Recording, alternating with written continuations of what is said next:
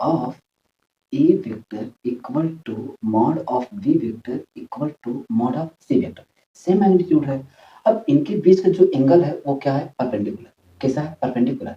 तो मैं यहाँ पर क्या कर रहा हूँ कि जो ए वेक्टर है वो perpendicular B vector, perpendicular C vector, मतलब सब एक दूसरे क्या है, परपेंडिकुलर है।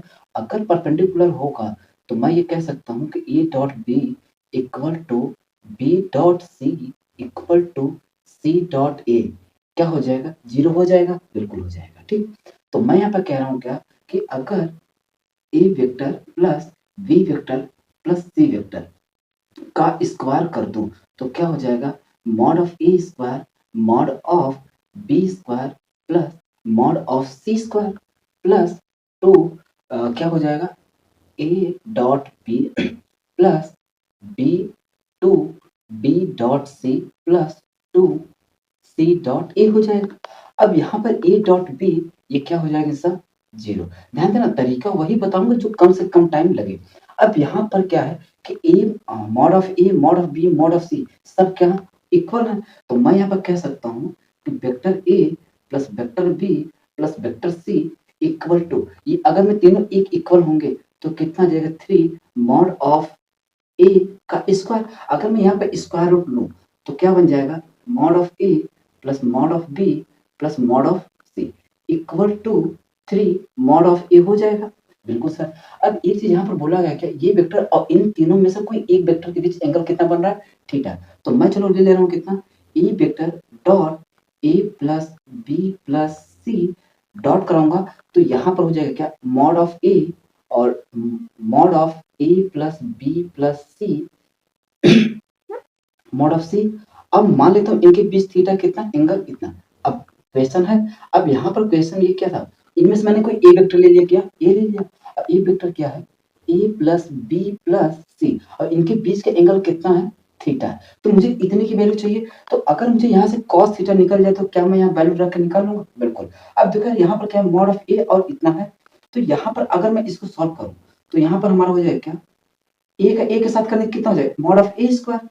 अब इसके साथ करूंगा तो कितना हो जाएगा, mod of A sorry A dot B plus A dot C. अब यहाँ पर हो गया क्या, mod of A plus B plus C की वैल्यू कितना है, √3। कितना हो जाएगा, √3। बात समझ में, क्योंकि स्क्वायर रूट लूंगा तो कितना हो जाएगा, √3 हो जाएगा कितना, मॉड ऑफ ए कितना आ जाएगा भैया, कॉस थीटा। तो ये वाली वैल्यू क्या हो गया, जीरो, ये भी वैल्यू क्या हो गया, जीरो। तो यहाँ आ गया क्या, mod of A square √3 mod of A square cos theta. Mod से मॉड गया तो 1 इक्वल टू √3 कॉस थीटा हो जाएगा। तो यहाँ से अगर मैं कॉस थीटा की वैल्यू निकालूं तो कितना आ जाएगा भैया, 1/√3। कितना आ जाएगा भैया, 1/√3। अब मुझे चाहिए क्या, 36 कॉस स्क्वायर टू थीटा। तो मैं अब इसको हटा दे रहा हूँ, ठीक।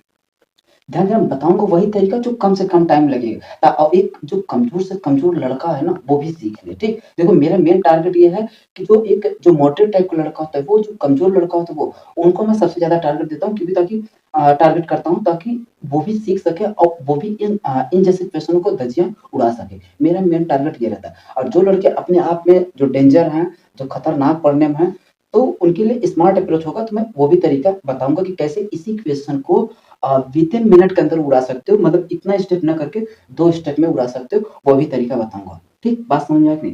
तो यहाँ से कितना आ जाएगा, 36 कॉस स्क्वायर टू थीटा। अब एक चीज बताओ, कॉस टू थीटा का फार्मूला तो मैंने काफी बार बता दिया, जो कि आपका इंटीग्रेशन ट्रिग्नोमेट्री, चलो फिर भी मैं बता देता हूँ। कॉस टू थीटा का फार्मूला कॉस के टर्म में होता है 2 कॉस स्क्वायर थीटा -1। तो मैं यहाँ पर रख दूं तो 36 ब्रैकेट में 2 कॉस स्क्वायर थीटा -1 का होल स्क्वायर हो जाएगा। बिल्कुल सर, हो तो जाएगा। अच्छा, कॉस थीटा की वैल्यू कितना रख दो तो 36 ब्रैकेट में 2 इंटू 1/√3 का स्क्वायर करूंगा तो कितना आ जाएगा, 1/3 माइनस इतना हो जाए भाई, 1/√3 का स्क्वायर करूंगा तो 1/3 तो होगा। अब ये हो गया कितना, 2/3। तो अब इसका क्या हो गया, होल स्क्वायर 36।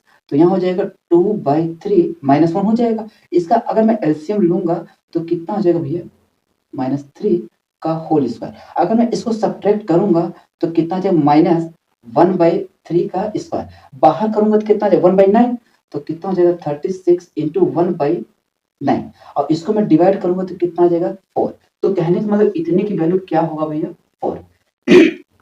देखो, ये क्वेश्चन बहुत टफ नहीं है, लेकिन आसान भी नहीं, क्योंकि इसका लैंग्वेज थोड़ा अपने आप में टफ है, तो जो लड़का अगर लैंग्वेज को समझ गया, तो क्वेश्चन को यूँ ही उड़ा देगा। लेकिन अगर एक बच्चे को अगर ये लैंग्वेज नहीं समझ में आया, तो वो क्वेश्चन को नहीं कर पाएगा, ठीक? तो कहने का मतलब ये ना आसान ही क्वेश्चन है और ना ही टफ क्वेश्चन है, मेन सब कुछ इसके लैंग्वेज पर है, ठीक? तो मैं इसीलिए हमेशा से बोलता हूँ कि जितने भी आपका जेईई मेन्स का पूछा हुआ क्वेश्चन करोगे ना, तो हर एक जेईई मेन्स के क्वेश्चन में कुछ न कुछ छिपा हुआ है, जो वो जान लोगे, ठीक? जब क्वेश्चन करोगे तभी जान पाओगे, अदरवाइज़ वैसे ओरली तुम अगर करोगे ना, तो नहीं समझ पाओगे। मानता हूँ उस टाइम के लिए समझ जाओगे, लेकिन आगे नहीं। लेकिन जब अगर पेन चलाओगे ना, तो वो हमेशा परमानेंट के लिए आपको पता रहेगा और एक-एक थोड़ी-थोड़ी चीज़ों से जो जानकारी मिलेगी ना, वही आपको एक दिन बहुत बड़ा चीज़ हो जाएगा, जो कि जब आप जेईई मेन्स का एग्ज़ाम देने जाओगे ना, तो वो सब चीज़ें तुम्हारे जब पेपर में लिखोगे ना, तो वो सब चीज़ें वहाँ पे क्लिक होगा कि हाँ, हमने इस टाइप का क्वेश्चन ऐसे फँसा था, हमको यहाँ नहीं फँसना है। तो वो सब टाइम पे ना, उस टाइम प्रेज़ेंट टाइम पे आपको वो दिमाग क्लिक करने लगेगा। क्यों? क्योंकि आपने प्रैक्टिस किया।